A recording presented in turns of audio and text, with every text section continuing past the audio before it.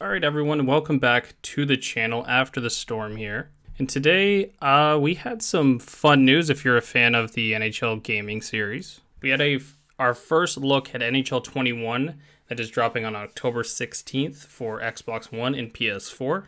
And as you can see from the video up on your screen there, it does say official reveal trailer underneath it, but that image is going to be the Great 8 edition of the game. So we found out through the trailer, and I will link it up below if you want to click and go watch it yourself, you can. But we found out through the trailer that Alexander Ovechkin is going to be the cover star again for the first time since NHL 07.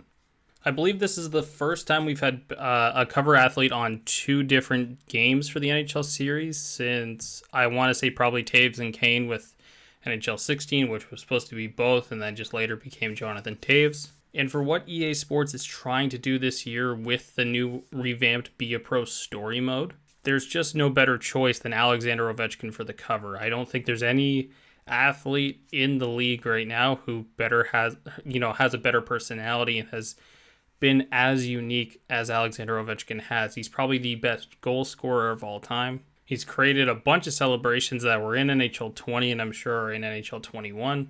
And he's inspired so many players of the coming generation of players. You know, in the trailer itself, Austin Matthews talks about being in Arizona for that goal where Ovechkin wraps it around his head. It's probably the best goal that's ever been scored in hockey history. And that's where this whole, reveal trailer, I saw a lot of people on Twitter confused about it and thought it was very underwhelming. But the idea is using Ovechkin as a tool to show that you can create your own path and be unique. And that is what EA Sports is trying to do this year with the revamped Be a Pro mode. So we had some stuff leaked a couple days ago, and it showed only a little bit of the Be a Pro stuff.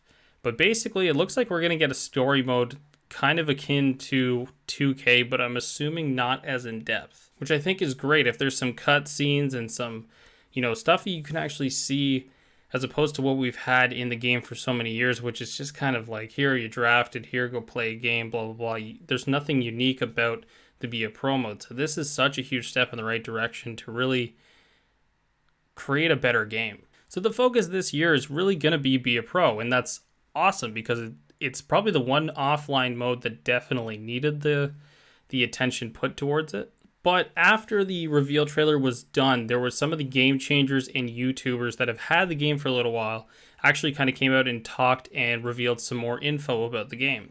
So beyond what we could decipher from the reveal trailer itself, I'm going to get into what some of these game changers and YouTubers talked about on Twitter today and what we can actually look forward to on October 16th. And what's really awesome about this is the beta is about to come out, so we'll see what's really changed with the gameplay. And on top of this, there's probably still another trailer or two coming, especially when EA does their full breakdowns of a mode and their improvements and all that kind of stuff. So there's likely lots more that we don't know already that's going to come out in the coming weeks. So let's start off with the cover art of the game, and there's 3 different editions this year.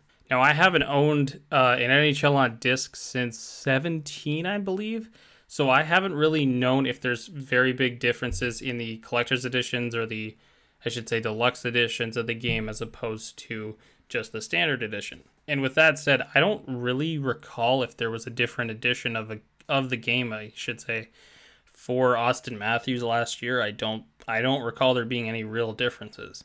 So it's interesting to see this year that they put out 3 different covers, and I will show you guys them all right now. So first up is the standard cover up on the screen for you guys right now. Honestly, they're doing a lot of stuff across all of the games this year with EA, FIFA, Madden, and UFC so far that we've seen. This is the cover scheme that they're going with. Lots of different pictures, some writing, and a lot of what I think is their idea is to showcase personality to all the athletes that are being put on the covers. With UFC 4 that released a couple weeks ago, you had Israel Adesanya, who's one of the fastest rising up-and-coming middleweights and the current middleweight UFC champion, and another one of the fastest upcoming and rising superstars in MMA in Jorge Masvidal. Madden, of course, used one of the best quarterbacks in the NFL currently and one of the best last year in Lamar Jackson of the Baltimore Ravens. And FIFA showcased one of their upcoming and rising stars in Kylian Mbappe. So EA Sports has really gone with having personality-driven characters on the covers of all their games this year. And like I mentioned earlier, I don't think there's a better cover star you could have went with than Alexander Ovechkin this year. The deluxe edition posted here shows Ovechkin with the cup and his skate laces and Ovi the Grade 8. It's very similar to the other cover. It does change the placement of NHL 21, of course, on it. And lastly, for the covers, I'll bring you guys back to the official NHL 21 reveal trailer photo. That is actually going to end up being the Grade 8 edition cover art of the game. And that's a picture of, I think that's Ovechkin from at least 2007. That's the last time the Caps used those jerseys. In covering what we have learned about the gameplay and everything else to go along with the game this year so far, I'm going to go from what was least covered to what was most covered.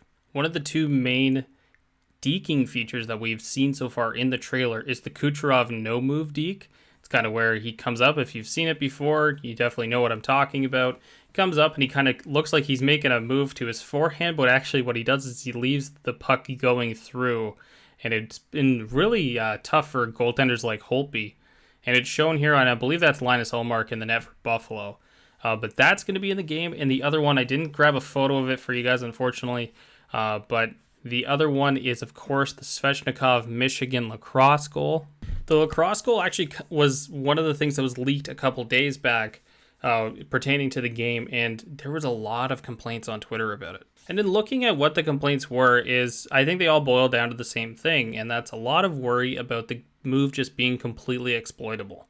When the one-handed dekes and the one-handed tucks and all that kind of stuff came into the game a few years back now, they were super overpowered. And to an extent they still are, but they've fixed them up a little bit to the point where you're not seeing them used all that much, but they are still spammed quite a bit.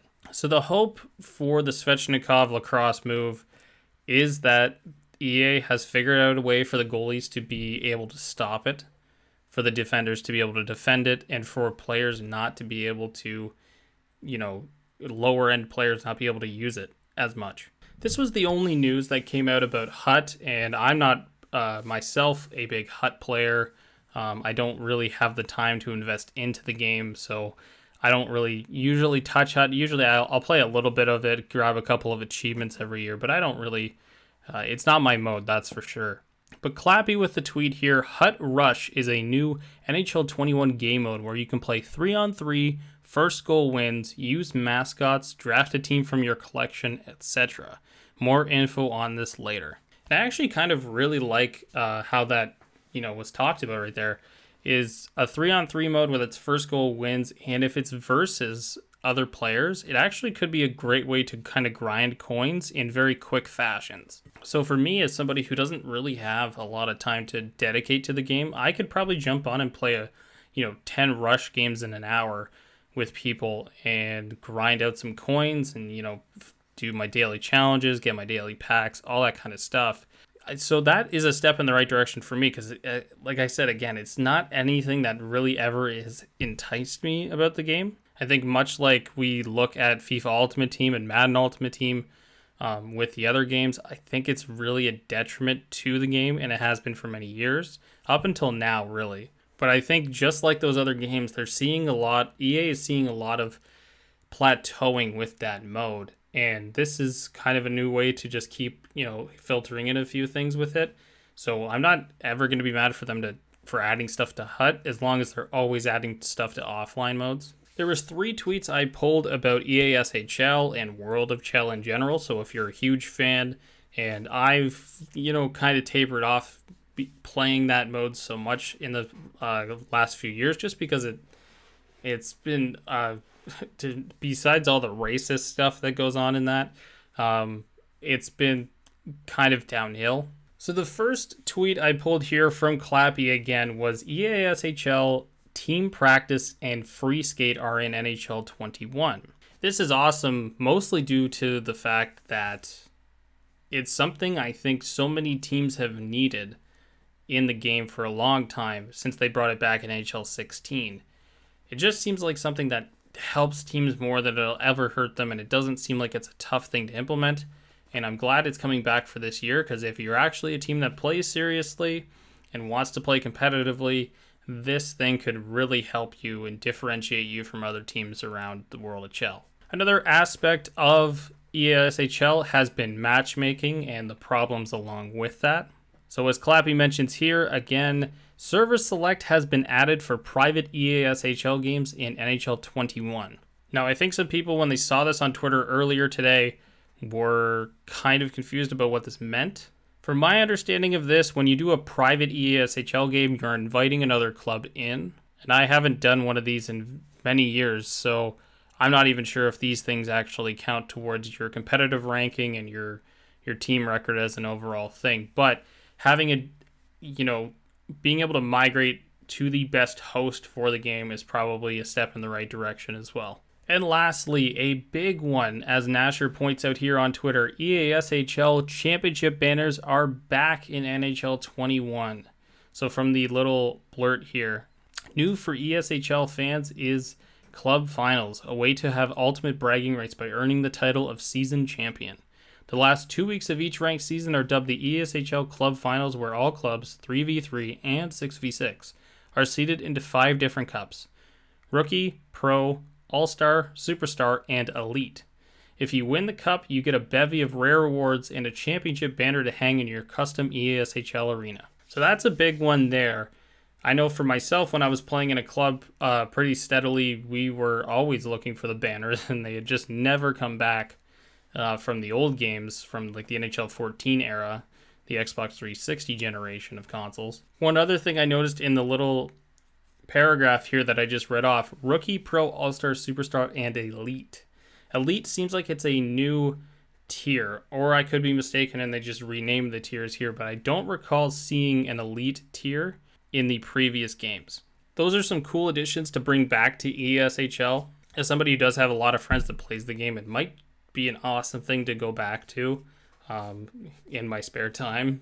One thing to touch on with Be A Pro, as that is the mode we didn't really get any information on, there was a tweet from Chell Deeks on Twitter, and I'm not sure if it's actually a verifiable source. There was grammatical errors in the paragraph that they found, but it did lend itself to believing there will be some open world aspects of the Be A Pro mode this year.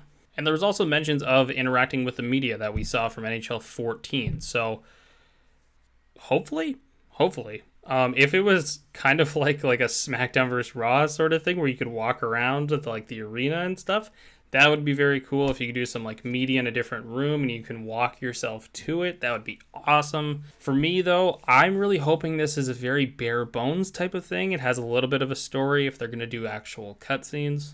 I don't want to see something like 2K to too much of an extent, because I think after a while it'll just get riddled with microtransactions, and EA will look at it as a way to, again, try to get more money out of the consumer. With that in mind though, a bare bones little thing where you can interact with the media after every game, kind of like Live the Life in NHL 14, would be awesome. I'd be all for that. As someone who loves playing a Be A Pro mode like once a year but gets so freaking bored of it, this is just right up my alley. And lastly, to cover my personal favorite, if you've been on my channel before, you know I do NHL 2003 and NHL 2004 franchise mode series. Franchise mode is it's pretty much the reason why I buy the game every year. So to start off, one of the biggest complaints has always been, man, it takes too long in these menus to go around and sim games and jump to the trade screen and go ahead and load up and do a trade and do your contracts and all that kind of stuff. It honestly, probably in off season, if you're sitting down and doing contracts and hiring your scouts, hiring your coaches, extending your scouts, extending your coaches, extending your players, signing your rookies, doing the draft, it all takes about an hour. And that's for an experienced player like myself who understands hockey and understands salary caps and everything. I couldn't imagine jumping in as a player who just picks up the game and doesn't really know hockey. It could be so ridiculously confusing and make the offseason to be able to do everything just that much longer. The first tweet about franchise mode here from X-Tech. Also, another thing is the simming in franchise mode is super fast, almost 0 wait times. That applies to pretty much everything I just said.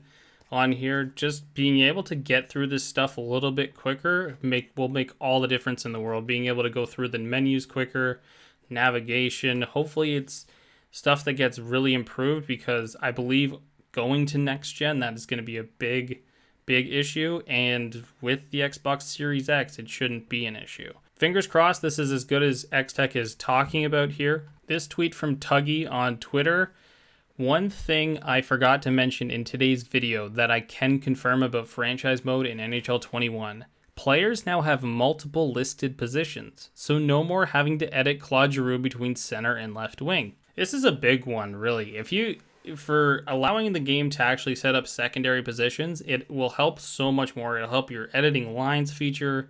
When you want to just be able to replace a player, it'll help the chemistry system. That was another thing. I'm not sure if I actually have a photo on it, but it looks like +5s and more chemistry is actually easier to acquire this year. But the multiple positions does help in so many regards. It's a thing that's been in 2K for so many years with their NBA series. It used to be in the old NHL series. But this is something that makes moving players around and editing your lines, like I said, it just makes everything so much easier. X-Tech on Twitter replying to @Firestrike 2005. So they still didn't add a record book. And X-Tech here confirms, yes, they added a record book. It also updates if a player in your franchise sim breaks an NHL or team record. This is another huge addition for players that love to do the 25 full years of the franchise modes. Honestly, myself, I think I've gotten through 2 of them in the entirety of, the 25 years existing within the game. That's more on me getting bored with them and just doing something new. But I know plenty of players that go on and they do 25 years, franchise mode sims.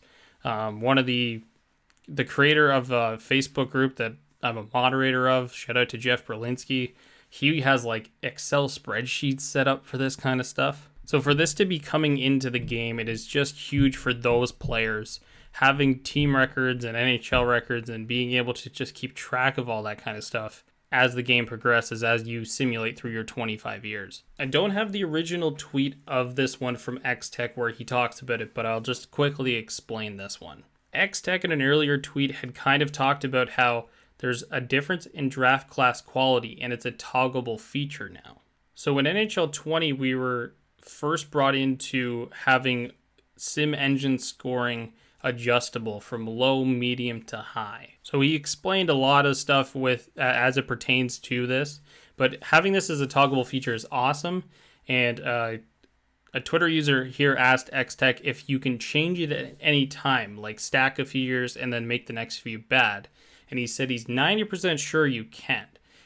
This is huge because we talk about in real life, you would talk about a draft class like this season that's coming up with Lafreniere and Byfield and Stützle and all these players. It gets talked about how this is one of the best draft classes of all time. This is one of the weakest draft classes of all time. Now being able to change that is so huge. So I think X-Tech talked about how there was like 3 medium franchise potential, 84 overalls coming into the draft at some points. So if you leave it on the high quality setting, it is going to be a little bit ridiculous. But having this as a feature where you can move it, adjust it as you play the years, and you can just kind of play with it as you like, is awesome. Just a simply awesome feature that they've put in this year. My personal favorite thing I saw today from X-Tech again, he says here, now this I can talk about. Franchise gets a trade deadline mini game. So I'm going to actually pull up another image here and read off what this article little thing says here. So here it says, franchise mode gets a trade deadline frenzy minigame. Last but not least, franchise mode is getting a fun new minigame to capitalize on the chaos that comes with trade deadline day. General managers are extremely busy in this period deciding whether to be sellers or buyers and trying to finagle the best deal for their clubs. It always felt like franchise mode was never able to recreate this, but there's hope with NHL 21. Now, leading up to the trade deadline, you'll get reports of what players may be on the block that you may want to scout. And when the day hits on the calendar, it becomes a minigame from 6 a.m. until the day closes. It's a frantic, mad dash, monitoring available players on the block, making proposals to teams, seeing counter proposals, seeing a feed on the screen of transactions as they happen, Ho says. I'm really happy with the way our game modes team has captured the frenzy of that day. The whole, if you don't act now, are you going to be left hanging without the player that you really want to acquire on the trade deadline? I can't say enough about how cool this is. Man, I'm a player that... I'm a hockey fan who stays home for deadline day every year, so this is so up my alley. X-Tech was also asked about the Blackberries making a return, and simply put, he said no. So I don't totally blame them for not bringing back the phone system, probably because it would involve some licensing that you probably couldn't acquire at this point. I mean, it was crazy for us to have Blackberries in 2012. In this game. It was insane, really. And as somebody who owned a BlackBerry, it was awesome. If you're looking for expectations of what you think you're going to see with this deadline day minigame, I would look no further than the FIFA 21 or FIFA 2019-18. Sorry, FIFA 21's not even out yet. Transfer deadline day minigames. If you haven't played a FIFA or anything and you're kind of wanting to know what to expect, usually it gives you about like 10 full hours that you can simulate through, and you can offer a bunch of players in that time and negotiate deals. And basically as you sim off the hour, the team lets you know if you did get the transfer through or if you didn't, or if the player doesn't want to transfer with you anymore. I would expect this is almost the exact same thing. Probably give or take 9 hours, but if 9 hours in the game, it's going to let you probably make 2 or 3 trade proposals, wait the hour, get your counter proposals back, send out more trades, blah, blah, blah, blah, blah. You know how it goes. This is just something that's so cool. It just makes your season completely different. So Bacon Country with a tweet here. Just as a kind of summary, I wanted to use this as kind of like the final tweet I show on the video. Here's just kind of a summary of what we have coming to NHL 21. The Svechnikov move, Kucherov's no deke move, Crosby's bank off the back of the net, full defender deke, Hut Rush new game mode, free agent frenzy minigame, I believe he means the trade deadline frenzy minigame, and Be a Pro upgrades with cutscenes. It's not confirmed whether or not the cutscenes will actually be there yet. For the Be a Pro stuff, it does look like it from the trailer that was shown. But nevertheless, with everything that's still coming out about this game and what we're going to find out and how the gameplay feels, I think I'm going to play... I'm not even sure if I'm going to play the closed beta because it's only online versus and World of Shell, I believe. And neither thing I'm really looking forward to or really looking to sink my teeth into. But I did sign up for it, so I will probably give away that code on Twitter or on the YouTube channel or something here for somebody who wants to, use it for sure, because I don't think I'll get any use out of it. But I don't think I missed anything else. I could have. I don't know. I went out and shot around to golf this afternoon, so I might have missed something in the last few hours. But it seemed like the last sort of tweets that X-Tech and Tuggy and Clappy were doing today were kind of it for what they talked about. I think X-Tech actually talked about how you revealed too much. But with that said, guys, I hope you're excited for NHL 21. I know I am. Sound off in the comments below about what you guys want to see. I know we haven't heard a dang thing about GM Connected or Franchise Mode Connected, and I don't believe it's coming. The same goes with roster sharing. I don't think these are things they really want to focus on until they get to the next gen. But my main thing is, the last time they did this, we ended up with a real horrible game on next gen. And the groundwork they laid was pretty decent with this game right here. So, it was pretty decent with this game. But what this really is excellent groundwork to jump to next gen with. If these are all in the next gen version of this game, so NHL 22 that's coming out on the Series X, we're in really good shape. It's been a long 7 years to climb back from for this franchise and for the players, and it feels like we are starting to get truly rewarded for that patience. But with that said, guys, that's going to do it for this video. Sound off in the comments below. Like I said, talk about whatever you're excited about, what you're frustrated about, what you really want to see in the game. And, even what you're planning on doing first. Is it be a pro? Is it franchise? I think for franchise, it's probably going to be me. I think I'm going to do franchise first. Are you excited for HUT, ESHL? What are you excited for? So that's going to do it. Thank you guys so much for watching. Click like if you liked the video. Subscribe to the channel if you want more content like this. And I will see you guys on the next video.